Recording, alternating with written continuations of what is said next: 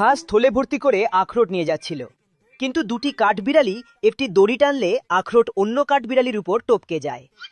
হাঁস দেখে যে থলেটা তো খালি হয়ে গেছে, তখনই কাঠবিড়ালিদের দিকে তাকায় এবং নিজেও তাদের পিছনে চলে যায়।